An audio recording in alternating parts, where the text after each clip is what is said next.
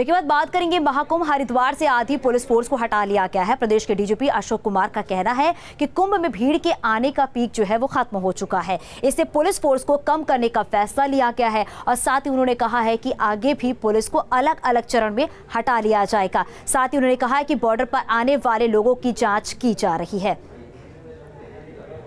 Police की दृष्टि से अगर हम माने तो हमारे लिए सबसे बड़ी चुनौती जो थी वो पीक डे कहलाती है, जो 14 अप्रैल थी। और इस बार हम उसको 12, 13, 14 इसलिए गिन रहे थे कि 12 अप्रैल को ही कुंभ का दूसरा सबसे बड़ा स्नान था, सोमवती अमावस्या, और शाही स्नान भी था।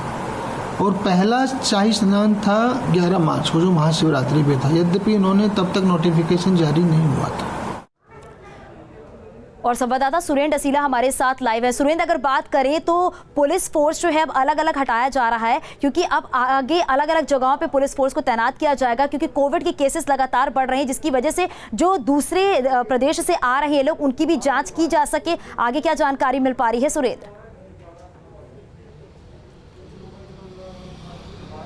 देखिए चांदनी, ऐसा नहीं है कि कुंभ से सारी फोर्स हटा के उनको कोविड जांच के लिए लगाया जा रहा हो, ऐसा नहीं है। 3 दिन पहले न्यूज़ स्टेट ने ये खबर दिखाई थी, जब आईजी कुंभ ने ये जानकारी दी थी कि 14 अप्रैल हमारा पीक सीज़न है, जो हमारा महाकुंभ का सबसे बड़ा स्नान है, बैसाखी का स्नान। उसके बाद 15 से 16 अप्रैल के बीच में हम उत्तर प्रदेश से आई हुई फोर्सेस, राजस्थान के होमगार्ड्स और अन्य राज्यों के पुलिस अधिकारियों को वापस भेज देंगे, क्योंकि फिर हमें इतनी ज़्यादा फोर्स की ज़रूरत नहीं होगी।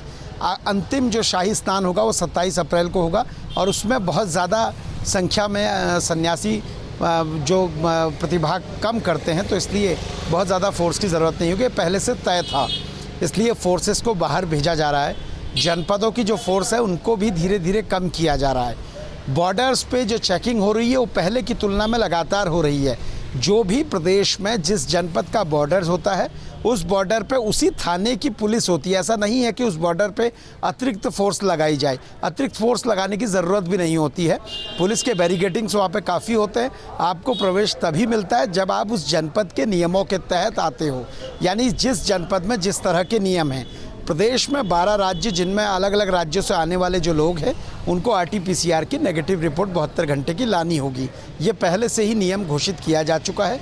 1 अप्रैल से इसका पालन भी हो रहा है, लेकिन अब इसका सख्ती से पालन होगा, क्योंकि 48 घंटे में 4000 से ज़्यादा मामले पूरे प्रदेश में आए हैं। 26 लोगों की मृत्यु हुई है जो कोविड से पॉजिटिव थे, तो इसलिए इस बार सख्ती बहुत ज़्यादा होगी। और जो कुंभ से फोर्स हटाई जा रही है वो रूटीन प्रोसेस है। जी सुरेंद्र, क्योंकि जैसा कि भी आपने बताया है कि रूटीन बेसिस पे हटाया जा रहा है, और इसके साथ ही साथ प्रदेश में जो 4000 से ज्यादा कोविड के केसेस सामने आए, वो वाकई चिंता बढ़ाने वाले केसेस आए। इसीलिए बार बार लोगों से अपील की जा रही है कि जब तक जरूरी ना हो वो घर से बाहर ना निकले और सतर्क रहे, सावधानी बरते। शुक्रिया सुरेंद्र इस पूरी जानकारी के लिए। और अभी के इस बुलेटिन फिलहाल के लिए बस इतना ही, लेकिन खबरें जा रही हैं। बने रहे न्यूज़ स्टेट के साथ।